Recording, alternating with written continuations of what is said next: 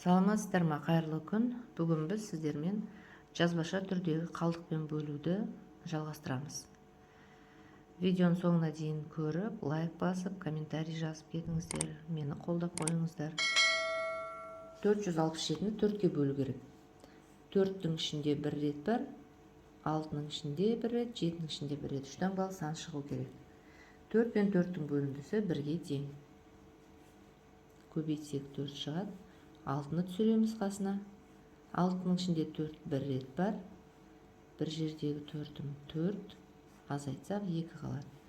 Енді 7-ні түсіреміз қасына. 27. 27-ның ішінде 4, 6 рет бар. 6 жердегі 4-ім 24, азайтқанда 2 қалдық қалады. 3 қалдық қалады.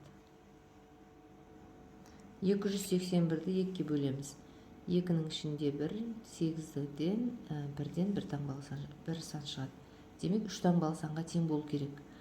2-ні 2-ке бөлсек 1-ге тең.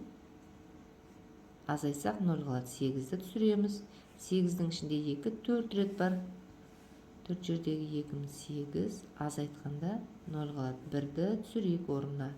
1-дің ішінде 2, жоқ, 0 рет бар деген сөз. 0 жердегі 2-ім 0-ге тең. Біріміз қалдық. Үшінші мысалда берілген өрнектерді тура осындай жолмен бөліп, қалдықты тауып есептеп шығамыз. Төртінші есеп.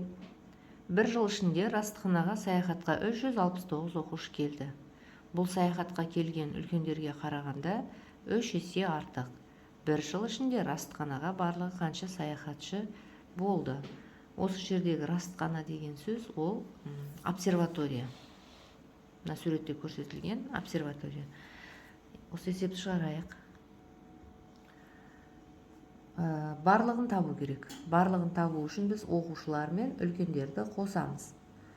Енді қосайық десек, үлкендер белгісіз.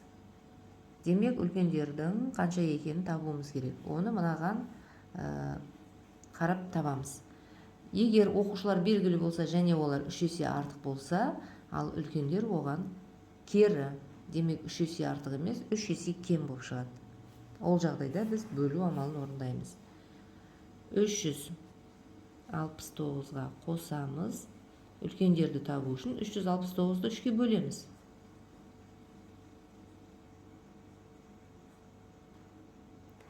Жақшаның ішінен 123 шығады. Бұл үлкендердің саны. Енді екеуін қоссақ 492 деген сан шығады.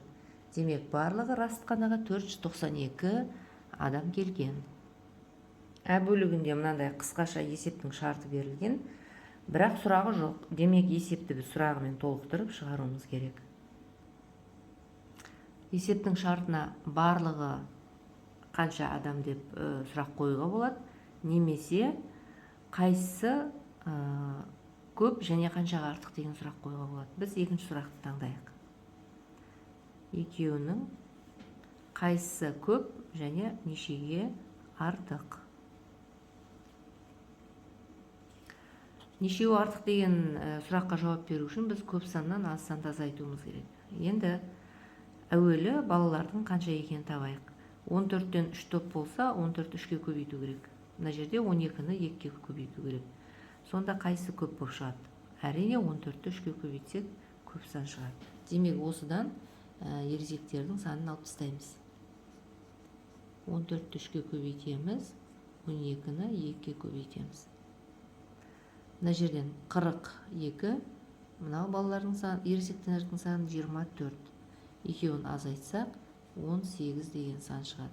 Демек, балалар ересектерге қарағанда 18-ге артық. 5-ші есепте күрделірек теңдеулер берілген. Осы теңдеулерді шығарып тастаймыз. Мына жерде ықшамдау керек және қарапайымға айналдырамыз. Ол үшін 70-ті 3-ке көбейтеміз. 70-ті 3-ке көбейтсек 210-ға тең 345. Енді v-ны табу үшін 345-ке 210-ды қосуымыз керек.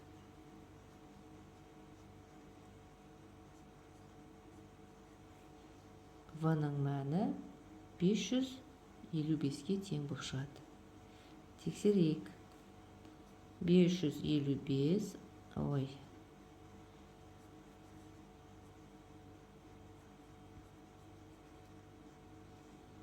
Мына жерден 210 шығар. 555-тен 210-ды азайтсақ, 345 қалады. Теңдіктің сол жағын, оң жағында да 345. Екеуі бір-біріне тең болып шықты.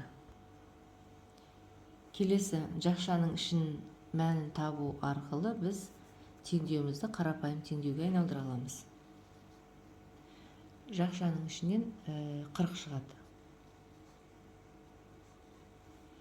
Аның мәнін табу үшін 8-ді 40-қа көбейтеміз. Сонда аның мәні 320-ға тең болып шығады екен. 320 бөлу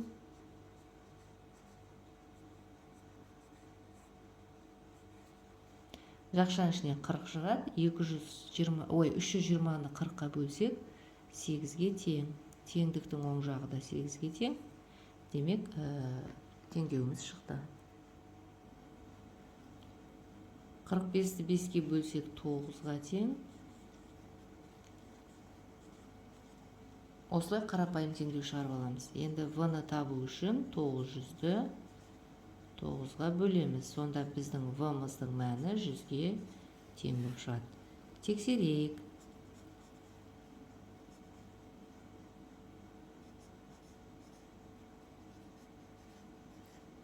Мына жерде бөлу 9-ға тең, 100-ге көбейтсек 900. 900 бен 900 тең. Теңдеу шешілді. 6-шы есеп. Ауданы 36 см квадрат, ені 4 см болатын тік төртбұрышсыз. Оның периметрін тап. Тік төртбұрыш сызу үшін бізге оның ені де ұзындығы да белгілі болу керек. Ал біздің есебімізде аудан белгілі, ені белгілі. Демек, ұзындықты тауып аламыз. Жалпы аудан деген сөз ұзындығы мен енінің көбейтіндісі. Ал енді бізде ол 36-ға тең болса, ұзындықты табу үшін 36 см квадратты 4-ке бөліп аламыз.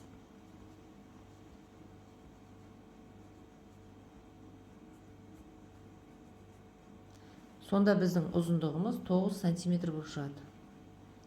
Міне осындай фигураны сызуға болады. Ұзындығы ені. Енді осыған қарап, периметрін табуымыз керек. Тік төртбұрышының периметрін табудың өзінің формуласы бар. А қабырғасы мен Б қабырғасын қосып, оны 2-ке көбейту керек. Осы формулаға салып, табайық периметрін. Бізде А-ның орнында 9 см, Б-ның орнында 4 см, және екеуін 2-ке көбейтеміз. Мына жерден 13 шығады, 26 см болып периметрі шығады екен. Ауданы дәл осындай болатын шаршысыз деп тапсырма беріпті ә бөлігінде. Ол үшін біз ауданға қарап шаршының қабырғасын тауып алуымыз керек. Шаршының барлық қабырғалары тең болады деген ережені есте сақтаймыз. Яғни бір қабырғасын өзіне көбейткенде 36 см квадрат шығу керек. Ол қандай сан? Ол 6 деген сан. Alt жердегі 36. Демек біздің сызайын деп отырған шаршымыздың қабырғасы 6 см болуы керек. 7-ші есепте заңдылықты анықта, сосын тағы 3 сан жазып қатарды жалғастыр дейді. Бірінші қатарға қарайық. Сандарды салыстырамыздағыны заңдылықты анықтаймыз. 10-дық өсіп жатыр. 1-ге өсіп жатыр. 101, 111, 121 мың болып. Енді келесі санды осы заңдылыққа қарай 131 мың, 132 мың, 131 мың, 141 мың, 151 мың деп жалғастыруға болады. Екінші қатарда 909 мың, 808 мың, 707 мың. Яғни бұл жерде 100-дік мың мен 1-лік мың кеміп жатыр. Келесі сан 606 мың, келесі 505 мың, келесі 404 мың болып жалғасады.